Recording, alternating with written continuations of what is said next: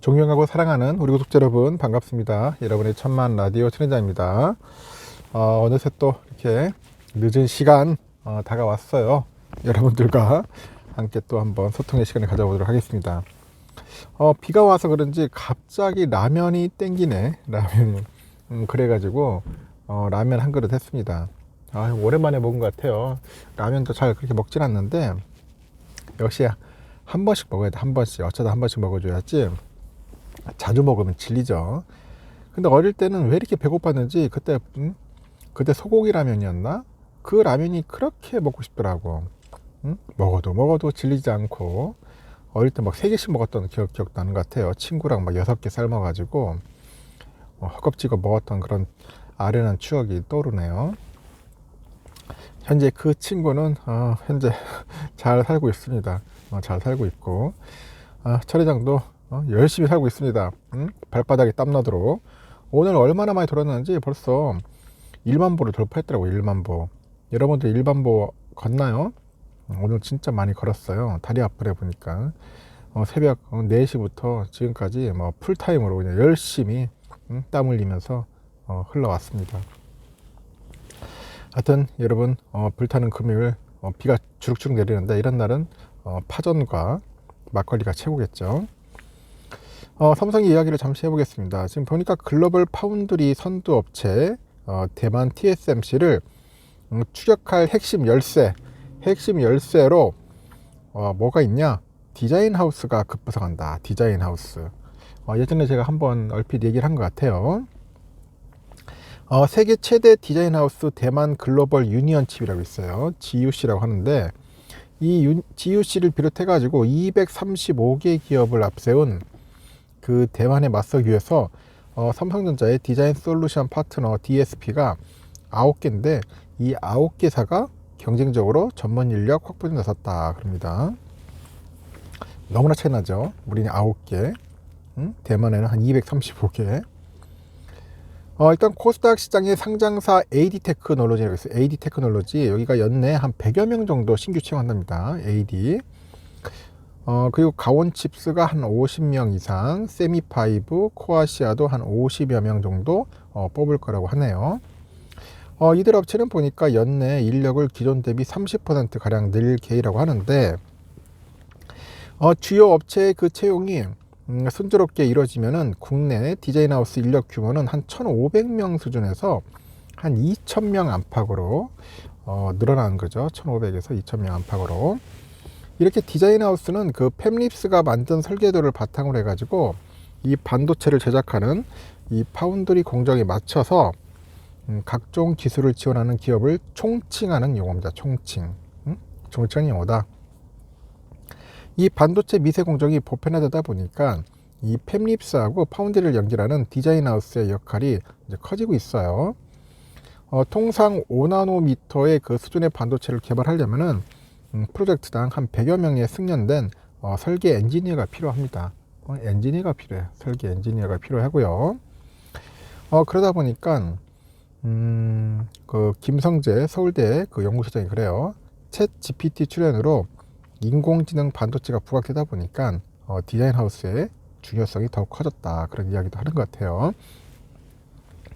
이렇게 디자인 하우스는 그 팹립스가 작성한 설계도를 바탕으로 해가지고 이 파운드리가 효율적으로 제품을 생산하도록 다양한 기술을 지원하는 기업을 의미합니다. 의상 디자이너, 팹립스라고 하죠. 의상 디자이너가 드로잉을 마치면은 디자인 하우스가 옷을 생산하기 위해서 그 옷감 구입과 마감 과정을 최적화시켜요. 그리고 재봉소는 파운드리야. 재봉소는 이에 맞춰가지고 옷을 만드는 데만 집중하는데 비유할 수 있겠죠. 최근에 다양한 형태의 그 드로잉이 쏟아지는 추세인데 대형 재봉소일수록 처리할 일감은 많고 작업은 세분화되고 있다. 그래서 디자인 하우스의 역할이 늘어나는 겁니다. 과거에는 약간의 그런 훈련만 거치면은 설계 엔지니어가 그 디자인 하우스의 작업에 곧바로 투입될 정도로 그 반도체 공정 난도가 높진 않았어요. 하지만 최근에는 그 AI나 그 ASIC이죠. ASIC 같은 그런 시스템 반도체 수요가 증가하다 보니까 관련 종사자에게 높은 수준의 그런 전문 지식이 요구되는 겁니다. 그 대형 파운드리일수록 그 미세 공정이 많아가지고 단순히 이제 설계 변환만 하는 게 아니라 그 다양한 그 설계 자산을 자체 개발을 해야 돼요. 그래서 수많은 그런 공정을 팹리스에 이해시키는 역할까지 해야 하는데, 그 팹리스하고 그 파운드리를 그 있는 가교의 역할로서 그 디자인 하우스의 주요수익이 부각되는 거예요. 그러다 보니까 그 가온 칩스 대표가 이런 말을 합니다. 하이엔드 공정에 대한 개발 난도가 높아지면서 팹립스, 파운드리, 후공정 사이에서 서로 다른 요구사항을 조율하는 디자인 하우스의 역할이 중요해지고 있다, 그렇게 언급을 하는 거죠. 정보 유출 우려 때문에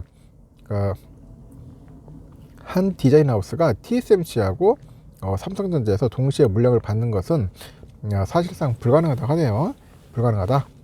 그 TSMC는 TSMC 그 디자인 하우스 그 생태계죠. 삼성은 삼성 생태계, 중국은 중국 SMIC 생태계, 이렇게 서로 구축해 놓고 단방향으로만 거래하는 관계다. TSMC는 일찍부터 이제 오픈 이노베이션 플랫폼이라는 생태계를 구축을 해가지고 디자인 하우스와 협력을 강화를 해요. 특히 가치사슬 협력자라는 그 전문 디자인 하우스 그룹을 만들어 가지고 소속 8개 기업에 팹립스가 주문한 설계들을 맡겨서 최적화를 진행하는 거죠. VC에는 TSMC 최신 공정 정보를 받아가서 그 각종 검사를 거쳐 가지고 설계 오류를 최소화해요. 그리고 공정 시간을 단축하는데, 이 VCA에 소속된 국내 디자인 하우스는 에이징랜드가 유일한 겁니다. 삼성은 추격에 박차를 가고 있는데 2018년 TSMC를 벤치마킹해서 그 세이프라는 파트너십을 구축을 해요. 그 중에 몇몇 업체를 모아가지고 TSMC의 그 VCA 같은 그 디자인 솔루션 파트너 그룹을 결성을 했고, 21년에는 AD 테크놀로지, 코아시아, 가온칩스, 하나텍, 그 알파홀딩스, 아르곤, 세슬 반도체 등 총 13개 DSP 업체를 확보합니다.